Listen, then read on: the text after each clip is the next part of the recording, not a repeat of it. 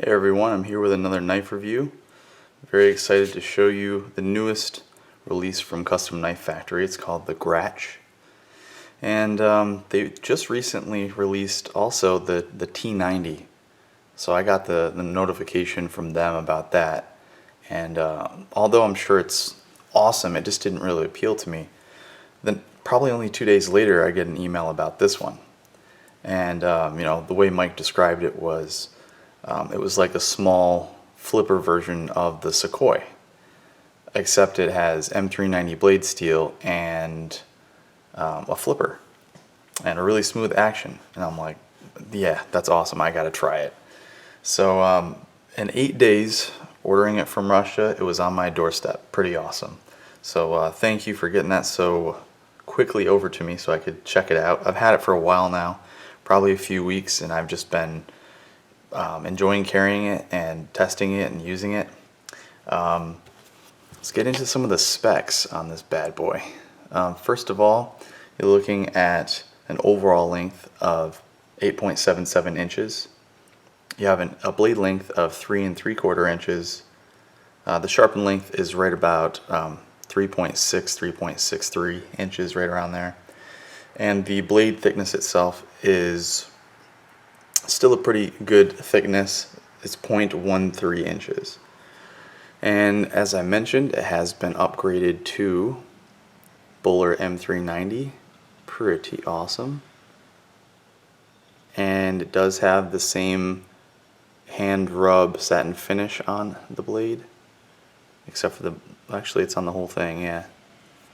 The spine of course has that like machine satin, but a really nice finish. And it is a flipper. Since we're comparing it to the Sequoia, which I will do a side-by-side comparison, it will probably make things a little more clear than just, what it says on paper. But it is a liner lock as opposed to the Sequoia being a frame lock. Handle thickness is 0.55 inches. Handle length is 5 inches.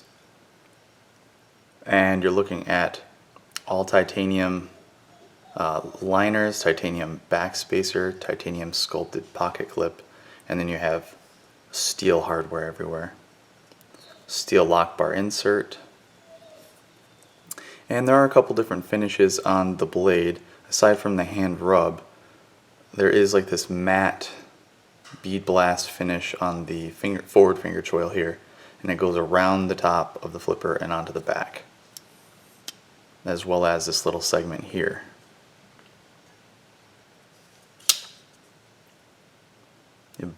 Ball bearing pivot system, just like in the Sequoia. Beautiful carbon fiber scale overlay. So it covers the whole length, quite a bit different from the original Sequoia. Really, really nicely done. About 50% lockup. It hasn't moved at all. It's perfect. Solid lockup. Perfect blade centering. Perfect. And I don't know if the lighting will pick it up, but one thing that really impressed me, aside from the insane action and everything about this knife, was the anodization on the titanium itself. I really didn't know what color it was from the pictures that I saw posted online. It almost looked like a gray. I didn't really see any color, which is okay. And I hope I'm able to pick this up, but it's got almost this iridescent transition between like a blue and a purple and a bronze and a gold, just depending on how you look at it. The liners themselves have a little bit more of gold with just a hue of blue, whereas the backspacer has a little bit more blue with just a hue of gold or bronze. And the pocket clip just has a good even mix of everything. A little scratch there because I've been carrying it all the time. A couple scratches. I think that comes from my seat belt actually, because I carry it on my right side and I think it just rubs up against it. but wow, it looks really, really nice. And it's very subtle. This is a little more bright, of course, the blue on the pivot, but very nice. Now it looks like they made the display side this side. The reason why I say that, and it makes sense, it's really nice looking, is because you have this beautiful pocket clip on this side, and you have no other markings or labels or anything on this side. You don't even have the Torx screw head for the pivot screw.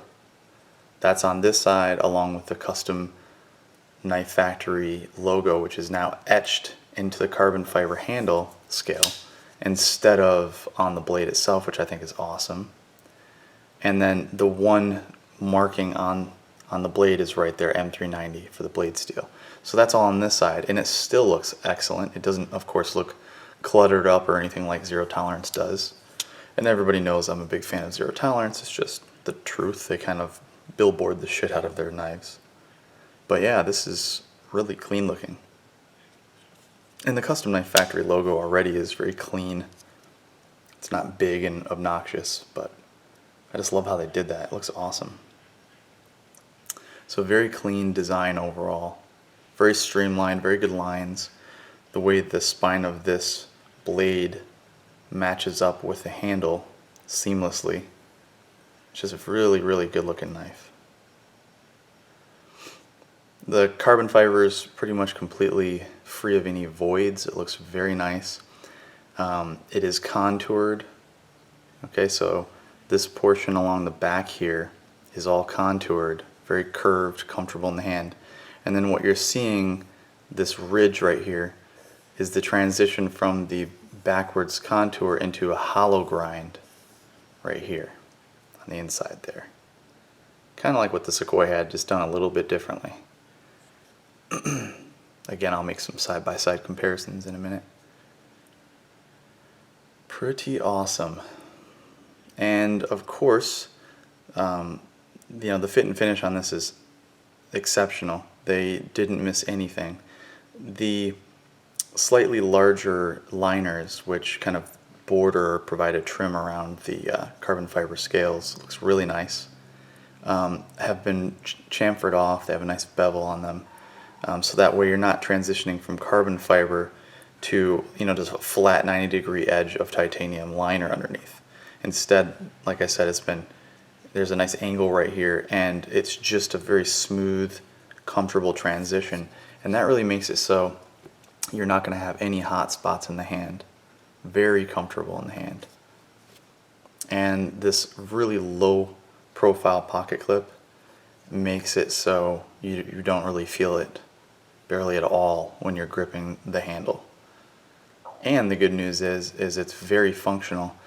With any pair of pants, jeans, cargo shorts, everything I've put this in, with one hand I'm able to very comfortably put it in and out of my pocket.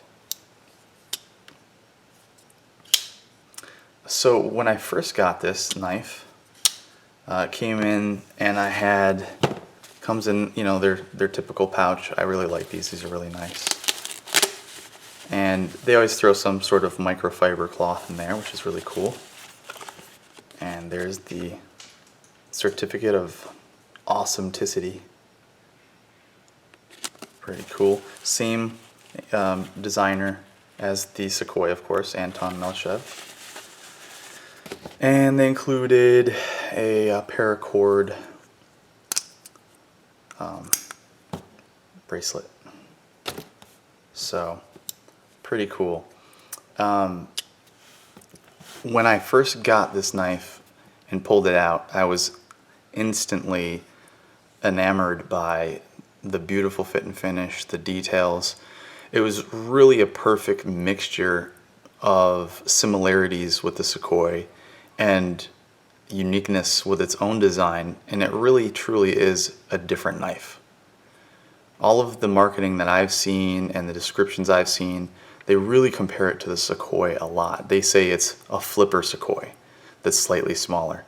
And I'd like you to know it's definitely its own knife. I have the Sequoia. I also have this, the Gratch, and I'm glad I have both. I definitely don't feel like I should get rid of the Sequoia now, or that I don't need this because I have the Sequoia.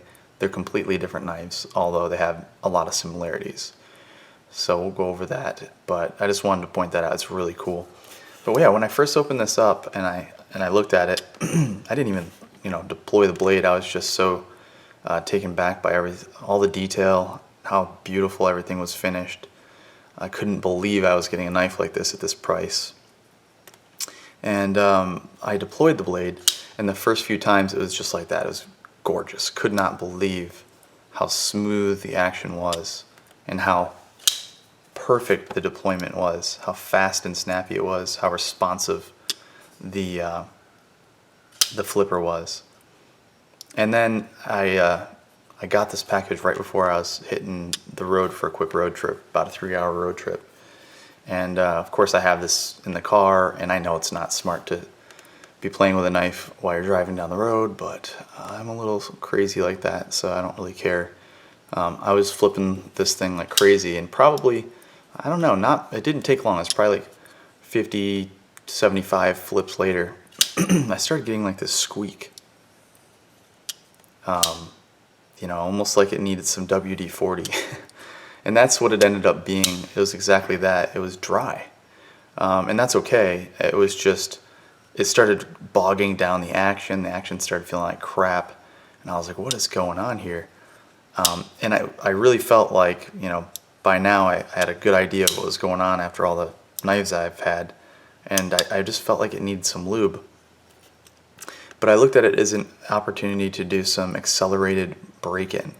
So I kept flipping it and flipping it and flipping it. And the idea in my head was that the ceramic ball bearing was just going to be wearing a more aggressive track into the side of the blade, tang area, bolster area. And that's really what it did. It was, making a loud squeaking noise, didn't sound good at all. So what I did after I got home is I took it apart. And first of all, kudos to Custom Knife Factory for putting Loctite on your pivot pin. I've seen and commented on a couple of their knives, the Garza for one, that just, the blade was shifting off center all the time. 5, 6, 10 flips into it, and boom, we would have a problem. So they fixed that. This is Loctited. It was a pain in the ass to get undone, and I'm glad. So once I got it open, I cleaned everything, just wiped it down, and then I reassembled it, put some new Loctite on there, and I let it sit for a day. And once the Loctite was completely set and everything, and I didn't have to worry about that, I took Slip 2000, which is normally lube people would probably use on firearms, but it's such a preferred lubricant that I like so much that I decided, yeah, I'm going to use it on my knives too. And I have been, and it works amazing. Because it's been a few weeks, I put 1 drop on each side of this, actually this indentation, this cutout here, right on each side of it, so that way it'd slide down into the pivot area, into the ball bearings. And I started flipping it.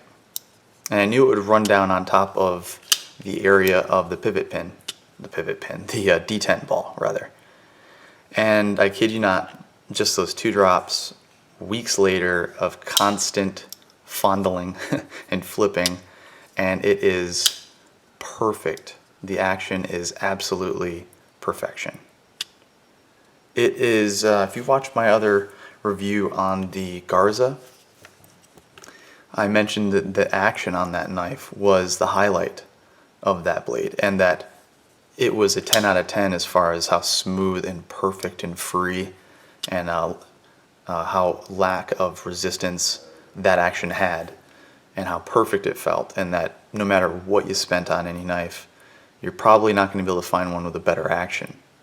Maybe just as good, but not better. And this knife is just as good as that. 10 out of 10. The deployment feels great. The lockup feels great. It's just one of the best high quality feeling knives I own. I love the fact that it is a little bit thinner than the Sequoia. Like I said, the handle is only 0.55 inches thick, and the Sequoia is 0.66 inches thick. And I know that doesn't seem like a very big difference, but it is, especially in your pocket. People who conceal carry pistols can testify to that, just a very small difference in thickness can make a world of difference as far as comfort goes when it's inside your waistband or in your pocket if you're pocket carrying. And the same goes for a knife. So this is really outstanding in the pocket, and it's excellent in the hand too. And I think it's, for a larger sized knife, it is sleek, it is refined, it is exceptional as an EDC option. It really is. It is very well done. And like I said before, I cannot believe that you can get your hands on something like this for $370. I have $2,000 knives that, as a complete knife, when you're looking at everything from the fundamentals to the materials that are being used, simple things like blade centering, like lockup quality, they don't touch this knife. Seriously. First one that comes to mind is the Sigil. It's a $1,900 knife. Beautiful knife. Haven't done a review on it yet. I will. Gorgeous knife. When you look at the design, it's way more complex. When you look at the Kauri Y steel that's on that blade, it's way more exotic, if you will. There's all sorts of crazy engineering that's involved in that knife that I understand, and it's full custom, that I understand the price point, but a lot of the fundamentals are missed on that knife. There's major problems with that knife that this knife doesn't have. And you're getting it for under $400? Really? Blows my mind. I can't believe what a value this is. I think this is probably, for Custom Knife Factory, one of my very all-time favorites that they've released. It really is. So I think I've sung enough praises about the knife. I'm madly in love with it. It is one of my favorites in my collection. Yep, that's right. I'm extremely pleased with it. Let's compare it to its big brother, or as some people are calling it, its larger twin. Of course, there's a lot of similarities between these two, right? We can see them. They're very obvious. But there's also a lot of differences. So let's just get the dimensions out of the way first, right? Oh yeah, by the way, this the Gratch, this weighs 4.6 ounces, which is pretty awesome when you consider everything that's gone into this knife. All the titanium, the carbon fiber, the thickness of the blade. That's all really cool. So really good weight right there. The Sequoia, which, by the way, the Sequoia, I believe, is a name for one of the Russian fighter jets. Just a little side note there. Anyway, 5.25 ounces. So almost a full ounce heavier, that's still pretty impressive for its dimensions too, because it is quite a bit more robust. Okay, it's a little over, it's like 5.11 or 5.12, something like that, blade length. S35 VN blade steel, so a much less quality of steel. Now, when I say that, please don't misunderstand me. S35 VN blade steel is excellent. I mean, Chris Reeves uses it in all of his knives for a reason. It's great. Just like S30V is outstanding. They're all great. But you are stepping up into a higher echelon of blade steel when you bump it up to Buller M390 or 204P, it's equivalent. So yeah, it's impressive because this is still going for $399, so $400 for the Sequoia and $370 for the Gratch. In my opinion, the Gratch offers a lot more value. The blade steel alone isn't the only reason, but that's a significant increase in blade steel quality, so that's pretty awesome. The Gratch, though, go watch the video, just has some really unique and ingenious ways of their lockup and the over travel prevention. It's just really beautiful. It's a masterpiece the way they engineered this. this frame lock. It's just beautiful. But it's completely different. You have a much thicker knife. It definitely doesn't feel quite as comfortable in the hand, even though it has a very similar profile, right? Very similar flow and lines on both of these. The handle, essentially from the side profile, are the same, design-wise. They have the same lines, okay? But it's thicker. It's thicker in every dimension. The blade steel, or I'm sorry, the blade is thicker on the Sequoia. Blade thickness is 0.16. Again, on the Gratch it's 0.137. So that's quite a significant difference. They both have nice distal taper, but even though the handle is much thicker, all the materials, the backspacer, it's all thicker. Okay, the only thing that's identical are the pocket clips. Everything else is thicker on the Sequoia. Blade, the handle, everything. So even though it's thicker from looking at it from the front or the spine, when you look at the side profile, you'll notice that the Sequoia is a lot more sleek and narrow, whereas the Gratch has a broader blade, same style, right? Same style of blade, but it has a wider base. And as it travels forward, you have a little bit more belly, which I like, and you have a little bit more steel towards the tip, which means it's going to be a little stronger. It's going to have a less delicate tip. This, you can see, is a lot more narrow, even though you have a much thicker base of the blade by the blade tang there. As it tapers down, yeah, you got a lot less blade steel. So I honestly think that even though it's thinner, the Gratch, I think it's a little bit more user friendly. I think it's gonna probably fare better to hard use if you needed to put it through something like that. Also, the obvious differences: flipper, thumb stud deployment. Okay, so yeah, the Sequoia just a little bit more narrow. Also, for whatever reason, the Sequoia, its pocket clip is identical, but it's not quite as easy to get in and out of your pocket with one hand. Not that it's difficult, it's not, but this just slides right in. So I don't know if that's because of, a portion of this is riding on this very much textured titanium. Maybe that creates a little drag, I don't know. It's still very easy to get in and out, but I feel like this one slips in and out a little bit easier. So it's more comfortable. But yeah, because of the thickness of the handle on the Sequoia, it's not quite as comfortable. Still very comfortable in the hand. Everything is rounded off very nicely. Still just not quite as buttery smooth in the hand. This just feels a little bit better. So yeah, another difference is you'll see the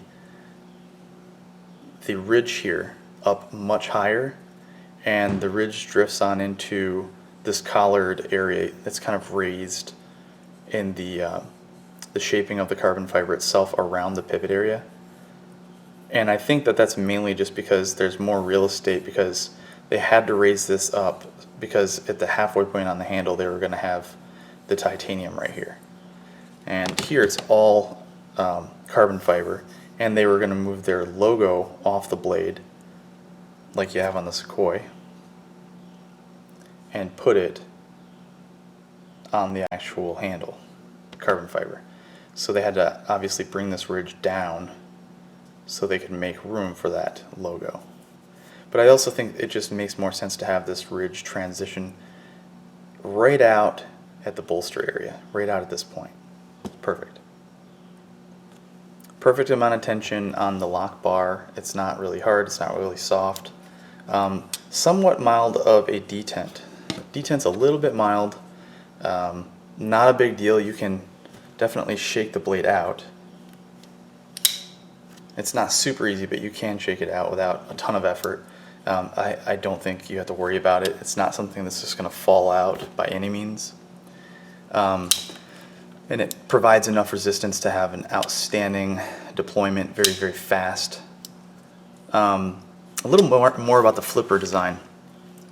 This reminds me of the same exact flipper that I have on my Spyderco Southern. Almost identical. Same angle, slightly curved angle right here.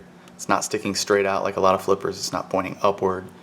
It's kind of got a downward slope, a rounded point here, and then it drops in. And the reason why I like this is because, just like the Southern, and the same thing I said about the Southern, is it's just one of the easiest knives to flip, just because of the flipper tab. You know, when you press on it and you want to light switch it, you already have that. It's almost like a preloaded effect, because you're putting just a little bit of pressure and you're flipping it down, and it just flings the blade out. Whereas if you want to instead just push on it, you can do that too. It's very comfortable because this is rounded off and there's a bit of an angle here. Or if you just want to, I mean, you can be sloppy with it. It doesn't matter. It's going to deploy. So easy to deploy. So I'm really, really happy with that. But yeah, it totally reminds me of the Southern design flipper. I'm glad they put it on there. It looks great. Feels great. Works exceptionally well.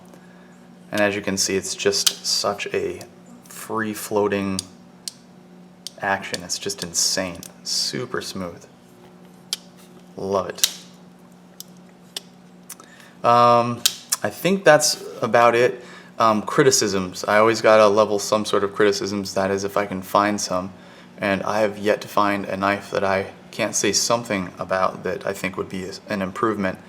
But I gotta tell you, it was a little bit of a challenge with this one. Custom Knife Factory really squared away pretty much every criticism I've leveled against any of their knives in the past.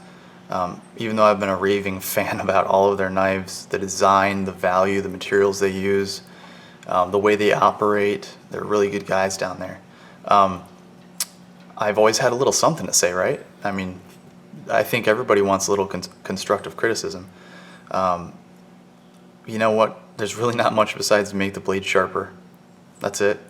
Now I gotta say, I've said that before. I think a lot of their knives are really subpar as far as edges go. I mean, I'm kind of putting a decent amount of pressure on the edge of the Sequoia here, and I'm not having any problems. No cuts. You know, I mean, it's gonna cut stuff, but there's a lot of, let's see if I can get this in there. There's a lot more of like a tear than a cut, and it's inconsistent. It doesn't just float through like it should. Now, the edge on the Sequoia, I haven't cut paper with this yet, so or not the Sequoia, the Gratch. I haven't cut anything with this, but it just feels a little bit better to me. So I don't know, let's see. Yeah, it's a little better. Looks like there's a little stoppage in the middle there. But let me just compare here. It's a little bit better. Just a little bit better. And it cut a little smoother, but not by a lot. So, you know, the consistency of the relief, the edge, the actual cutting edge that they put on this, it's very consistent, which is great. It is almost perfectly symmetrical. It looks like there's just a little bit more of an edge on this side than this side, but it's very, very close to perfectly symmetrical. And I don't care about this sort of thing, guys, because I can just put an edge on it myself. Really don't care. But yeah, it would be nice if they were putting some just crazy sharp edges on these knives, and they're not. The only knife I've ever got from Custom Knife Factory that was just crazy sharp was the Decepticon, and also another very expensive knife from them, the Morph, but not what you're thinking. It was a custom Morph, so I think it was like close to 600 bucks. Now the Morphs that I felt, probably 50% of the time, pretty decent edge on them. So I don't know, guys, whatever you did on those knives, do it on the rest of them. Also, I've also seen some custom knife makers, really, really good ones, send me knives that had like a mirror polish or some sort of rub, satin rub, hand rub like you have on the blade here. And I'm not going to pretend to know, I just want to throw this out there, food for thought.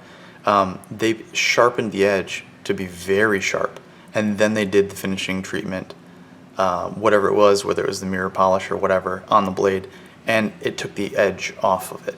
Not completely, but it was kind of dull. Maybe that's what's happening, I don't know. But all I know is after you're done doing what you're doing, whatever finish you're going to put on the knife, that's when you put on the edge. And if that's what you're doing, I don't know, whatever's putting on your edges isn't doing it very good. Again, not dull, but not an impressive edge. So that's my only criticism. This knife is freaking amazing. I hope you picked up on that. I love this knife. It's really, really just gorgeous. It does have an internal stop pin. So there's, much like a lot of other knives that they have, but unlike the Sequoia, there's a pin in here. You can actually kind of see it. It's pinned right here. Or if I can get you to see that. And there's a track, and it rotates through the track, and once it reaches the end of the track, that's what stops the blade closed and stops the blade open. So it's all internal, hidden, very clean. You don't have a stop pin back here like you have on the Sequoia. See?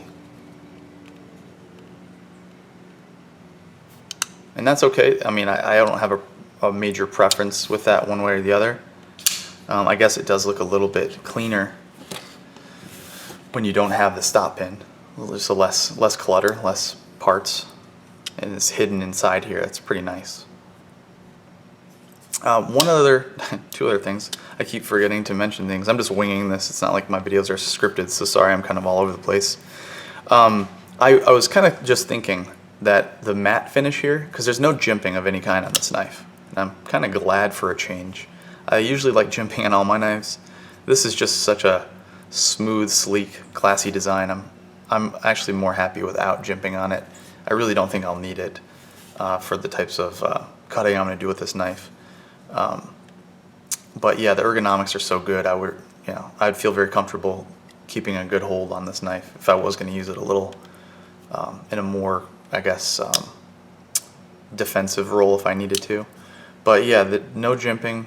I don't really think it's needed. But the matte finish, as opposed to the machine satin finish, this matte or bead blasted finish, it's a little less slick. So I'm actually thinking maybe that sort of finish would be conducive to flipping. You know, maybe that's good to have that around the flipper like they have it. You notice they don't have it on the back of the blade spine or anything like that. It's just on the areas where you're gonna really be putting pressure and applying leverage to deploy the blade. So that might be that. Another really impressive, I guess, attention to detail and finish is that, I don't know, yeah, you can see that. There's a notch carved out or cut out right in between this pillar inside of there. That pillar is where a screw goes through, right here, and it goes through both liners and through the titanium backspacer and holds everything in place. And it is, of course, hidden by the carbon fiber overlay here, this scale. But just knowing that that's there and that they're trying to keep the blade buried into the handle as deep as possible when it's closed, which I love. So it's sleek and comfortable in your pocket. You don't have the Spyderco Frisbee effect where you have a ton of blades sticking out.